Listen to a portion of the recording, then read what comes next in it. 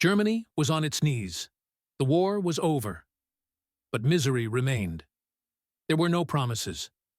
There was no future. Only families trying to survive day after day. And it was in this landscape, where no one believed in dreams, that one of the greatest sports brands in the world was born. Not in a skyscraper, but in a cramped laundry room filled with steam, sweat, and silence. Before the three stripes conquered stadiums, streets, and entire generations, it all began with a quiet man, a few improvised tools, and an idea that would change sports forever. This is not just the story of a brand, it is the story of how hardship created Adidas. 1. Historical context and family origins. The birth of a legend. Scene 06. Imagine walking through a Germany wounded by time. The early 20th century brought no promises, only scars. World War I had ended, but its weight still spread through the streets. Idle factories, rising unemployment, runaway inflation. Money lost value overnight, and for many families, dreaming was a luxury that simply did not exist. Survival was resistance. It is within this harsh, nearly hopeless reality that one of the world's greatest sports brands begins to take shape. In Herzogenaurach, a small town in Bavaria, lived the Dassler family. A simple place of modest homes where everyone knew each other by name and the future seemed limited by circumstance. There were no major industries, no promising opportunities, only hard work and few choices. Christoph Dassler, the father, was a factory worker. He left early and returned late, his body exhausted and his face marked by the effort of someone fighting daily to support his family. Pauline Dassler, the mother, found a way to supplement the family income.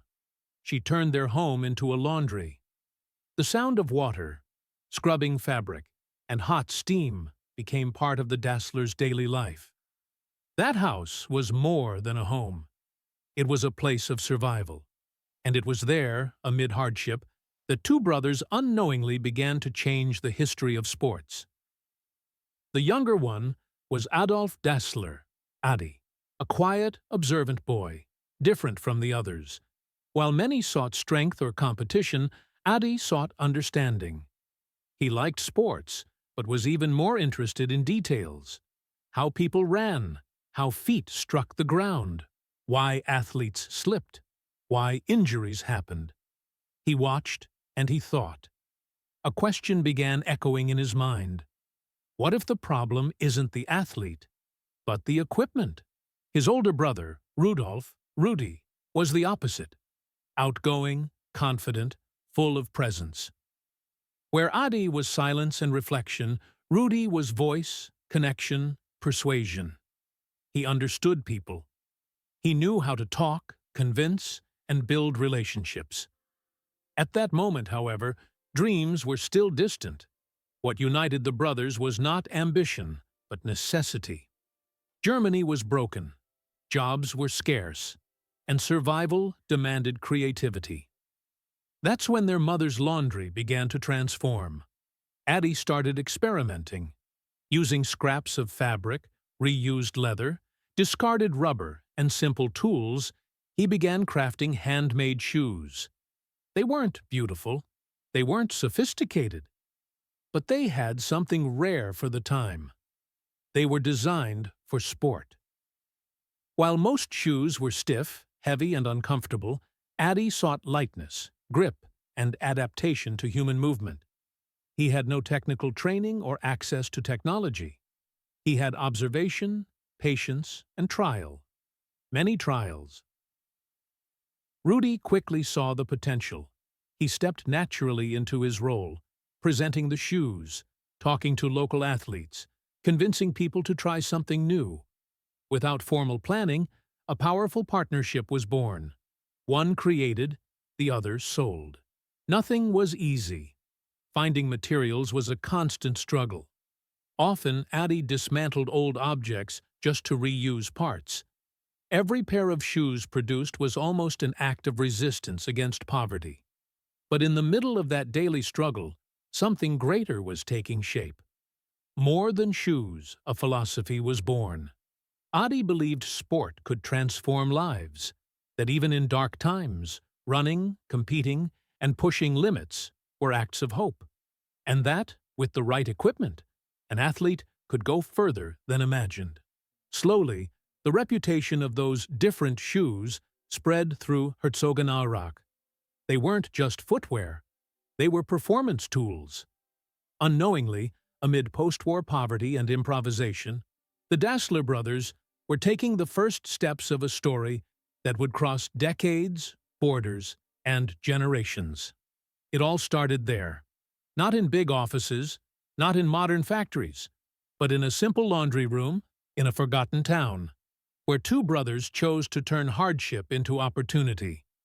And this was only the first page of the Adidas story. 2. Adi Dassler and the creation of the first shoes. When innovation is born from necessity. While Germany struggled to rebuild after the horrors of World War I, a quiet young man walked through the streets of Herzogenaurach, observing something almost no one else noticed. It wasn't the destroyed buildings, nor the shortage of food, but rather the athlete's feet. Adolf Dassler, Adi, had an almost obsessive relationship with sport. He didn't see only competition, but movement, biomechanics, the human effort to overcome limits. To him, every run, every jump, every kick told a story. And many of those stories ended in pain, slips, or limitations caused by inadequate footwear. Adi believed in something revolutionary for the time. An athlete's performance could be improved with the right equipment. While many saw sport merely as leisure, Adi saw technical potential. He asked himself, why should a runner wear the same kind of shoes as a factory worker? Why does a soccer player slip so much on the field? These questions never left his mind. With no money, no academic training, and no institutional support, Adi did what was within his reach. He experimented. His mother's old laundry became a true laboratory. The space was cramped, noisy, and improvised, but ideas were born there that would change sports forever.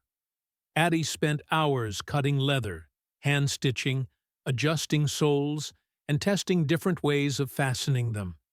He used recycled materials, leather scraps, pieces of rubber, reused fabrics, and even parts from discarded military equipment. Each pair of shoes was made by hand, with extreme care. There were no modern machines. Everything depended on skill, patience, and persistence, and nothing was done by chance. Adi tested the shoes on his own body. He ran, jumped, slipped, adjusted, returned to the workbench, made changes, and tested again. It was a constant cycle of error, learning, and improvement. While Adi created, Rudolf Dassler saw the commercial potential of it all. More extroverted and communicative, Rudi began presenting the shoes to local athletes, coaches, and sports clubs in the region. The division of roles became clear. Adi, the inventor, the craftsman, the perfectionist. Rudi, the salesman, the strategist, the negotiator. This partnership proved powerful. In 1924, the brothers officially founded the Gebrüder Dassler Schuhfabrik, the Dassler Brothers Shoe Factory. The name was simple and direct, just like the company's mission. There was no luxury, no sophisticated marketing. There was only one clear goal: to create shoes that helped athletes perform better. Unlike the standard of the time, Dassler shoes were not designed to look good. They were designed to work. Adi began adapting footwear to each sport. For runners, lighter, more flexible shoes. For jump athletes, greater stability. For soccer, soles that grip the ground better. This concept was extremely innovative. Until then, almost no one developed shoes specific to each sport. Most athletes simply adapted to whatever was available. With Adi, the logic was reversed. The shoe adapted to the athlete. Gradually, results began to appear. Athletes wearing Dassler shoes felt the difference. They slipped less, felt more stability, ran with greater comfort. And as results came, the reputation of the small factory grew. Word spread. More orders arrived, and the small workshop was no longer enough to meet demand. Even with all the limitations, Adi never gave up what he considered essential: quality and purpose. To him, every shoe carried a responsibility, helping someone go beyond their own limits. Without realizing it, Adi Dassler wasn't just making shoes. He was creating a product philosophy that would later become the foundation of Adidas. The best for the athlete. This mindset, born in a time of scarcity and hardship, would shape one of the greatest sports brands in history. And it all began there, with calloused hands, reused materials, and a simple yet powerful idea. Sport deserves respect, and the athlete deserves the best possible equipment. In the next chapter of this story, these handmade shoes would leave the small town of Herzogenaurach and cross borders, Olympic stages, and historic moments. But that is a story for the next episode. 3. First recognition in sports. The day the world began to look at the Dasslers' scene. 16 Berlin, 1936. The entire world held its breath. The Berlin Olympics were not just a sporting event. They were a political stage, carefully orchestrated by the Nazi regime to project power, discipline, and superiority. Packed stadiums, raised flags, cameras capturing every detail. Sport had become a symbol of ideology. Scene 17. While leaders and authorities occupied the highest seats in the stands, a young American athlete quietly prepared to step onto the track. His name was Jesse Owens. Black, the son of poor farmers from Alabama, Owens carried not only an Olympic dream, but the weight of a world that doubted him. And on Jesse Owens's feet, there was something different. They weren't ordinary shoes. They were shoes made by two brothers from a small German town. Months before the Olympics, Adi Dassler was obsessed with one idea: getting his shoes onto the feet of the world's greatest athletes. He deeply believed that if the product was good enough, performance would speak for itself. History says Adi crossed barriers, ignored hierarchies, and personally presented his shoes to Olympic athletes. There were no contracts or sponsorships as we know them today, only confidence in his work.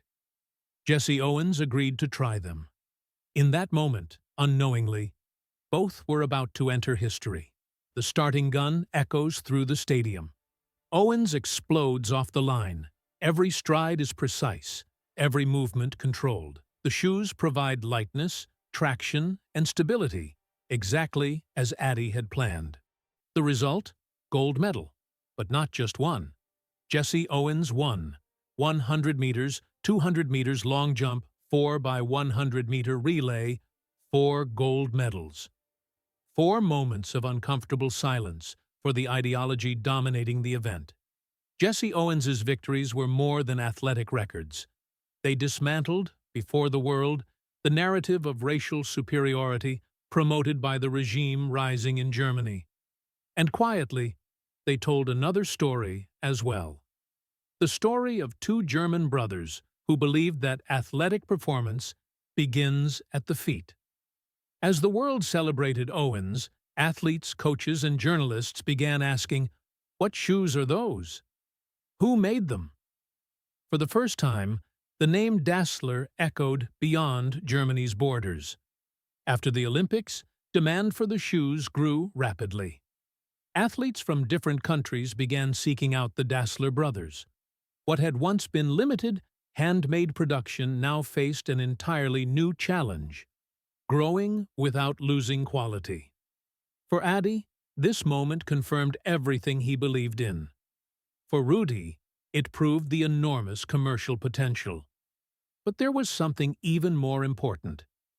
That episode showed that sport could connect people, even in times of hatred, political tension, and global division. The 1936 Olympics became a turning point. For Jesse Owens, they meant sporting immortality. For the world, a reminder that talent knows no race. And for the Dassler brothers, the first step toward a global legacy.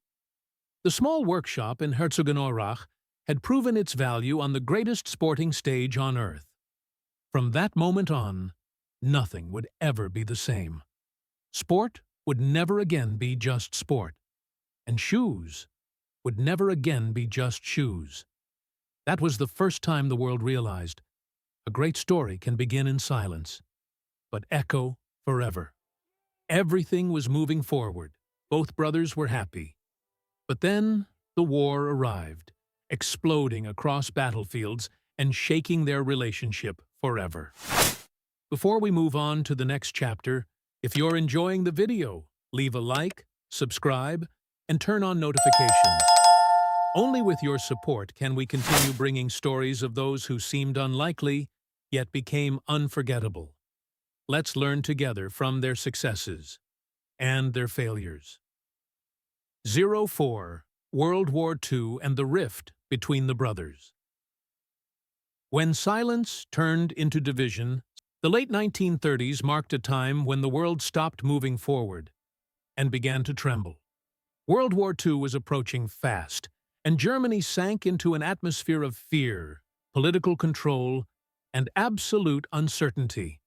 For the Dassler brothers, who had just proven their worth on the greatest sporting stage on the planet, the future, which once seemed promising, became unstable once again. The factory, which had just begun to gain recognition, was directly affected. Materials became scarce. Rubber, leather, fabrics, everything was rationed. The production of sports shoes was no longer a priority in a country focused on war. But the greatest impact was not only material, it was human. As the Nazi regime advanced, political decisions began to interfere directly in the lives of businesses and families. The Dassler factory was pressured to cooperate with the war effort, adapting its production to meet military demands. This period brought to the surface something that had until then remained contained: the deep differences between Adi and Rudolf. Adi remained introspective and technical, focused on product and innovation. He believed that even in dark times, sport would still have a role in the future. Rudolf, on the other hand, was more impulsive, more political, more attentive to power and strategic relationships. He dealt directly with authorities, made quick decisions, and saw the world as a game of positioning. What once complemented each other now collided. Does not destroy only cities, it destroys trust. With bombings, political persecution, and an atmosphere of paranoia, any mistake could cost everything. Amid accusations, arrests, and interrogations, the brothers began to distrust one another. Historical accounts suggest that Rudolf came to believe that Adi had conspired against him at certain moments. Adi, in turn, felt pressured, isolated, and misunderstood. What had once been a partnership became silence. Silence became resentment, and resentment became rupture. Not even the family could prevent the separation.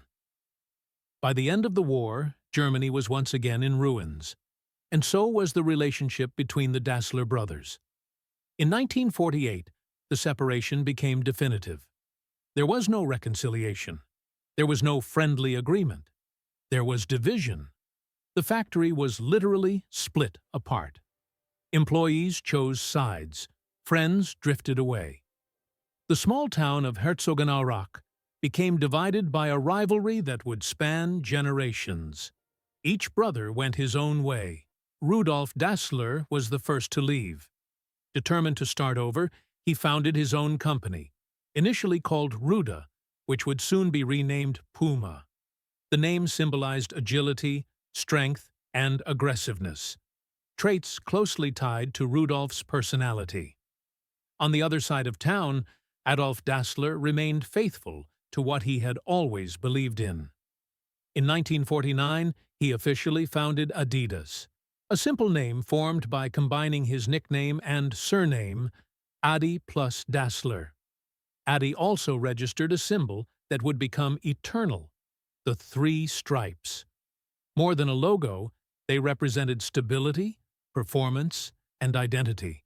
The brothers' separation was not just the end of one story. It was the beginning of two. The rivalry between Adidas and Puma would become one of the most intense in corporate and sports history. But above all, it was born from something deeply human. Unresolved differences in extreme times. The war took resources, it took security, and it also took a partnership that could have changed the world in another way. Yet it was precisely from that rupture that two brands emerged that would shape global sport. Sometimes, the greatest creations in history are born not from unity, but from separation. And in Herzogenaurach, a small German town, two brothers began running in opposite directions, leaving the world a legacy that still lives on today, in fields, tracks, courts, and on the feet of millions of athletes. 5. The official founding of Adidas, 1949. When a simple name changed sport, the year was 1949. Germany was still in ruins. Destroyed cities, a fragile economy, families trying to rebuild their lives from scratch. For many, the future looked uncertain. For Adolf Adi Dassler, it was personally painful. Adi had lost his brother as a partner. He had lost part of the factory. He had lost people close to him in the process. But he had not lost his conviction. While the world struggled to rise again, Adi decided to start over, not with resentment, but with purpose. Alone, in a smaller space and with extremely limited resources, Adi needed to create something new, something that represented his values, his vision, and his obsession with helping athletes perform better. That's when a simple, almost humble name was born. Adidas. No sophisticated words, no complex meanings. The brand carried its creator's own name, Adi plus Dassler, but a name needed a symbol. Adi was looking for something easily recognizable, functional, and practically meaningful. That's how the three stripes were born. At first, they were not just aesthetic. The stripes helped reinforce the structure of the shoes, offering greater stability to the athlete's foot. Over time, that technical detail became a visual identity. The three stripes came to symbolize stability, performance, confidence, simple, direct, and impossible to ignore.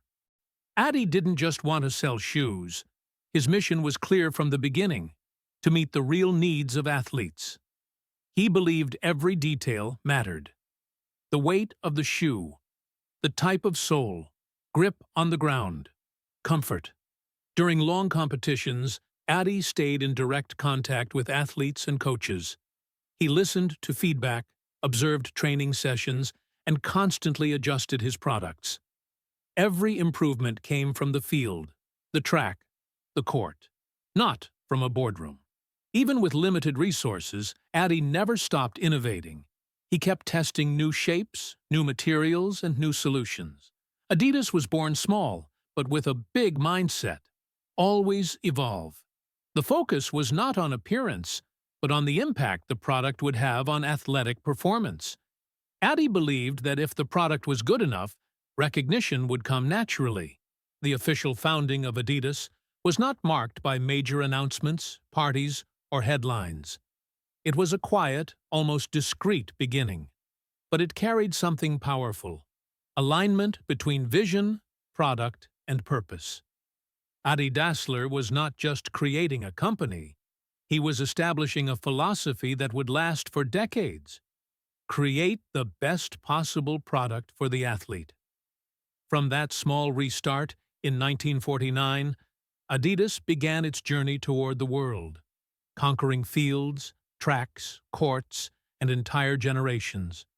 The name was simple, the symbol direct, the mission unshakable. And so, amid the rubble of a wounded country, one of the greatest sports brands in history was born. 6. Technological innovation and consolidation in soccer. The miracle that changed the game. Soccer has always been more than a game. For many countries, it is identity, pride, and hope. And in 1954, for a Germany still scarred by war, soccer meant something even greater: redemption. Less than 10 years after the end of World War II, West Germany was trying to rebuild. The country carried deep scars: economic, social, and emotional. In that context, the German national team arrived at the 1954 World Cup in Switzerland as a major underdog. Few believed in its potential. The powerful Hungarian team, unbeaten for years, was the overwhelming favorite. While journalists and fans doubted Germany, Adi Dassler noticed something many ignored: the conditions of the game. Adi knew soccer wasn't played with talent alone. It was played with adaptation. During the tournament, the Swiss weather was unstable. Waterlogged fields, constant rain, and heavy grass could completely change athletic performance. That's when Adi took a bold risk: boots with removable studs. Until then, most players wore boots with fixed studs, the same for any type of field. Adi created a system that allowed the studs to be changed depending on field conditions: longer for wet grass, shorter for dry ground. It was simple, it was logical, and it was revolutionary. On the day of the final, the sky darkened. Heavy rain fell over the stadium in Bern. Hungary entered the field confident. Germany, focused.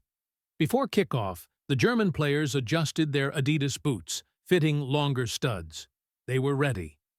The match began dramatically. Hungary took an early lead. The world believed it was already decided. But something began to change. While the Hungarians slipped on the heavy field, the Germans maintained stability, balance, and control. With every step, silent technology worked in their favor. Germany fought back, equalized, took the lead. When the final whistle blew, the impossible had happened. West Germany, world champion. That match entered history as the Miracle of Bern. It wasn't just a sporting victory, it was a symbol of national reconstruction, resilience, and hope for an entire country. And quietly, it was also the moment the world realized the power of innovation applied to sport. On the champion's feet were Adidas boots. From 1954 on, the name Adidas was no longer just a promising brand. It became a global reference. Clubs, national teams, and athletes began seeking out Adi Dassler. They wanted to understand the secret. They wanted that invisible edge. But Adi never called it an advantage. To him, it was simply fulfilling his mission: giving athletes the best possible equipment. The Miracle of Bern cemented a principle that would guide Adidas for decades. Innovation is not born from marketing, it is born from the real needs of the game. Adidas did not win that World Cup, but it helped change soccer forever. And since then, every time an athlete adjusts their equipment to match game conditions, they carry a piece of that rainy day in Bern. A day when technology, vision, and courage came together and made history. 7. Global expansion and diversification. When Adidas conquered the world. The 1960s and 1970s marked a definitive turning point in sports history. The world was changing fast. New cultures emerged, borders opened, and sport ceased to be just competition. It became global expression, and Adidas was ready for that moment. After its success in soccer, Adi Dassler knew the brand's mission had to go beyond the pitch. Sport was not one single thing. Each discipline had its own demands, movements, and challenges. And for Adi, every athlete deserved equipment designed specifically for their reality. Adidas began expanding into other sports disciplines. In track and field, Adi developed lighter shoes focused on speed, propulsion, and precision. Every millimeter of the sole, every gram of weight, was carefully analyzed. In tennis, the concern was different: lateral stability, durability, and comfort during long matches. In basketball, the challenge was constant jumping and ankle protection.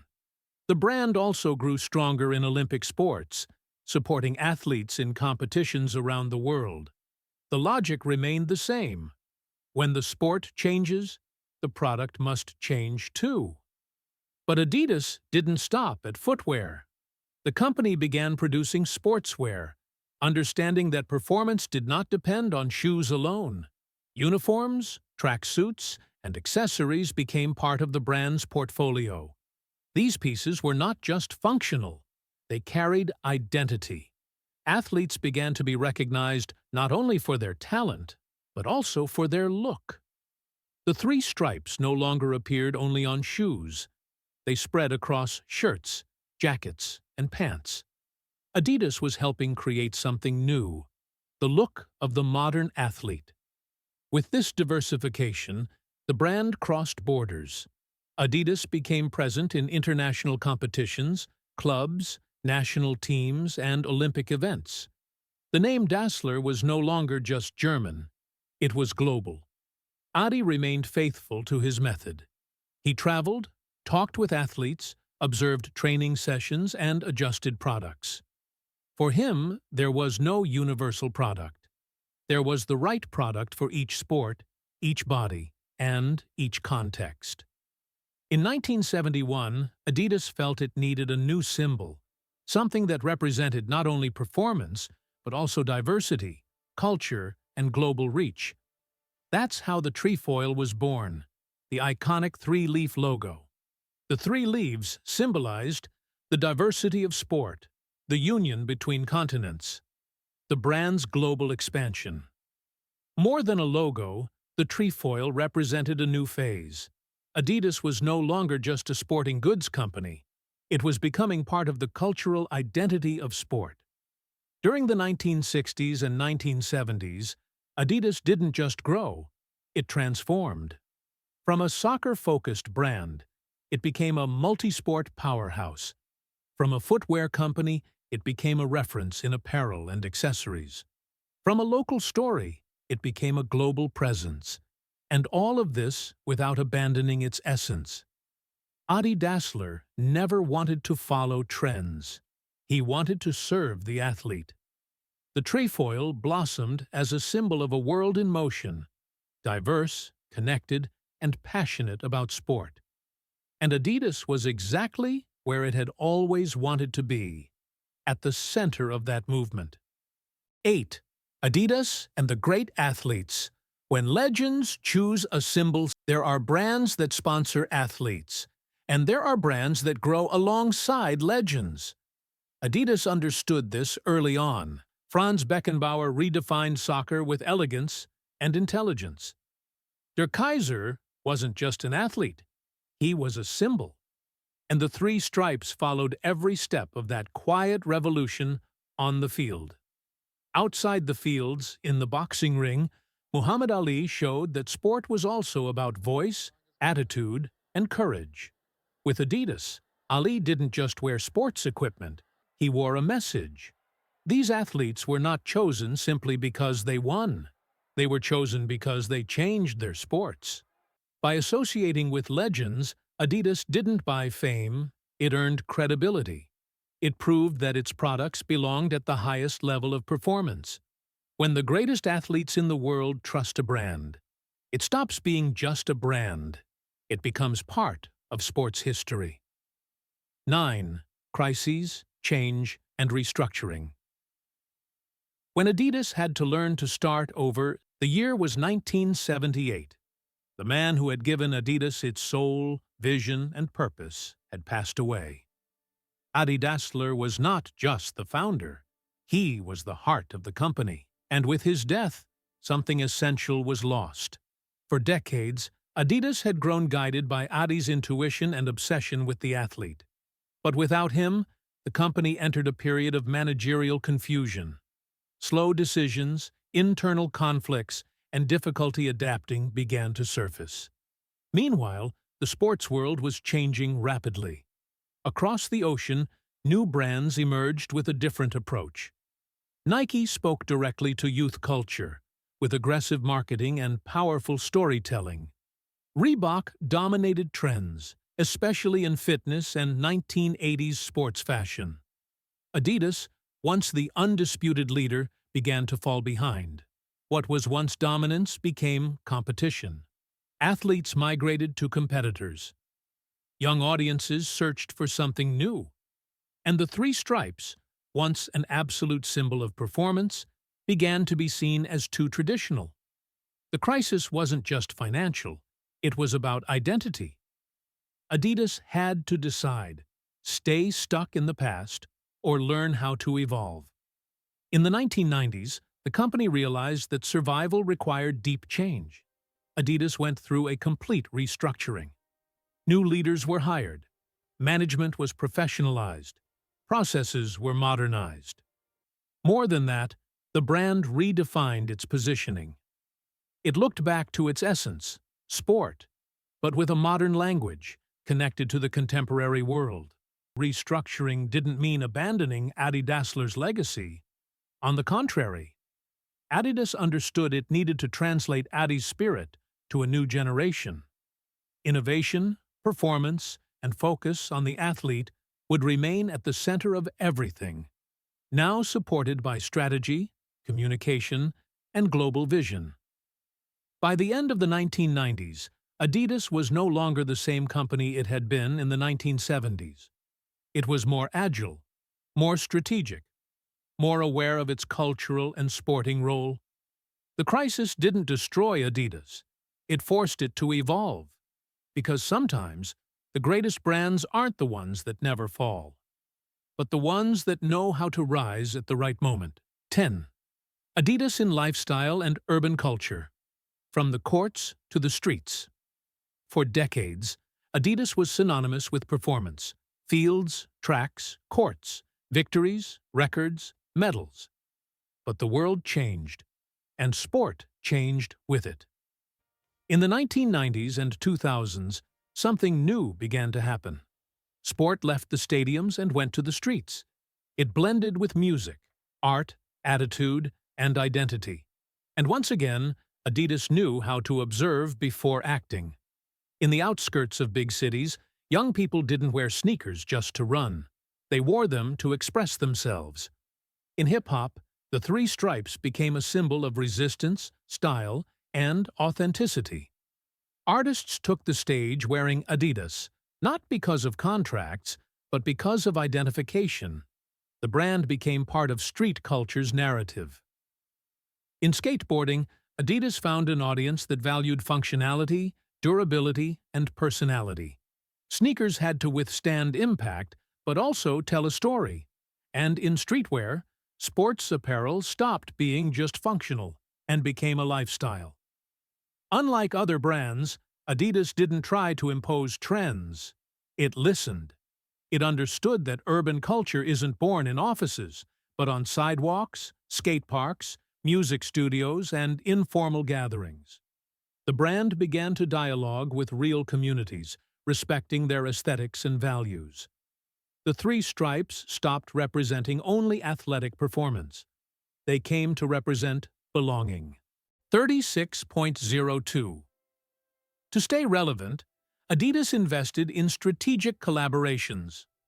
Artists, designers, and influencers began to co-create with the brand. These weren't just campaigns, they were cultural expressions.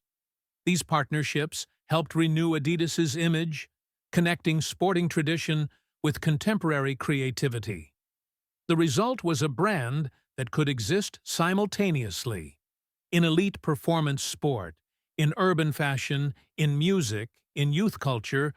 Adidas realized it wasn't just selling sneakers or clothing, it was selling identity. For those who wore Adidas on the street, it said something. about musical taste, attitude, and worldview. Sport remained the heart of the brand, but urban culture became its visible soul. By entering lifestyle and urban culture, Adidas didn't stop being a sports brand. It became timeless. It connected generations. It blended past and future. And it showed that a strong brand doesn't have to choose between performance and style. Because in the end, sport doesn't stop when the game is over. It continues on the street. 11. Sustainability and innovation in the 21st century. The future begins at the feet. The 21st century brought a new question to the sports world. How do we keep innovating without exhausting the planet? For Adidas, this wasn't just a trend. It was a direct challenge to Adi Dassler's legacy, who always believed in creating the best possible product responsibly. Adidas entered the 2000s focused on real innovation. Boost was born, a cushioning technology that returns energy with every step. It wasn't just comfort.